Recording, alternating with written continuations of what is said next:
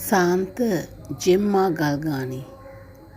අද මම ඔයාලා සමග බෙදාගන්නේ සාන්තුර ජීවිත කතාව වන්නේ සාන්ත ජෙම්මා ගල්ගානි.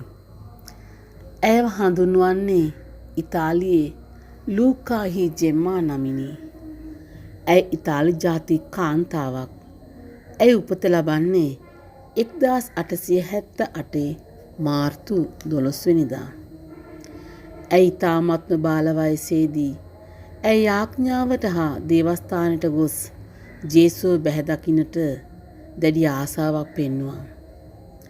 ඇයගේ ජීවිතයේ බොහෝ අවස්ථාවන් වල ඇයි තාමත්ම අභිරහස්මය ලෙස ජේසුගේ ආදරය අත්දකිනු ලැබුවා.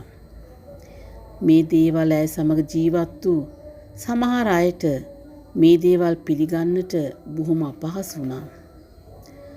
ජෙම්මා සමාජයේ කොන් කරනු ලැබූ ඉතාමත්ම දිළිඳු අයට, අසරණ අයට තමනට හැකි පමණින් උදව් උපකාර කිරීමට පුරුදු වී සිටියා.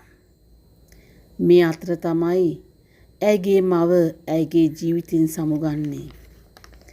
මේ ඇයට ඉතාමත්ම වේදනාකාරී දෙයක් වුවත් ඇයට සිදුවෙනවා ඒ වේදනාව කල්වාරියේ ජේසු පාමුල තබලා තමන්ගේ අනිකුත් සහෝදර සහෝදරියන් 7 දෙනෙකුගේ පූර්ණ වගකීම බාර ගන්නට.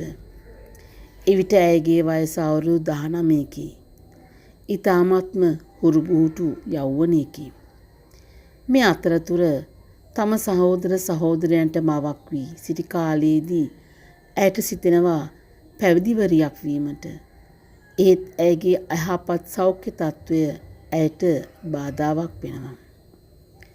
1899 දී ජුනි 8 වෙනිදා දේව හඬ ඇයගේ අභ්‍යන්තරයේ සිට ඇයට කුමක්ද මුමුණන්නට විය. ඇයට දැනුනේ දේව ආදරේ, දයාව හා කරුණාව ඇයව වෙලා ගන්නා ලෙසටයි. ඇය හදිසියෙම දකිනවා ඇයගේ දෙයත් වලින් හා දෙපයින් ලේ ධාරාවල් ගලා යනවා. ඇය දැනගෙන සිටියේ නැහැ ඇයට සිදුවන්නේ කුමක්ද කියලා. ඒ ජේසුගේ ශ්‍රී වන කැලල්. මෙලෙස සෑම බ්‍රහස්පතින්දා දිනකම සවස් භාගයේ ඇයට මේ ජේසුගේ ශ්‍රී වන කැලල් මතුවීමත් සමගම ඇයි තාමත්ම ගැඹුරු භාවනාවකට යොමු වෙනවා. මෙලෙස මෙම ශ්‍රී වන කැලල් පසුදින සිකුරාදා හෝ සෙනසුරාදා උදේ වනතෙක් ඇයගේ සිරුරේ රඳා පවතිනවා. මෙලෙස මෙම ශ්‍රී වන කැලල් නොපෙනී ගිය විට එම ස්ථානවල ඇයට දැක්ගන්ට ලැබෙන්නේ සුදු පාට වී ඇති අයුරුයි. මෙලෙස ඇය පසු කලක තමන්ට සුදුසු ස්ථානයක් සොයා ගොස් ඇයෙහි භාවනාවේ නියුතු වෙනවා. ඒ ජේසුගේ සුප්‍රාත්තියේ සොයුරියන්ගේ පැවිදි නිකායයි.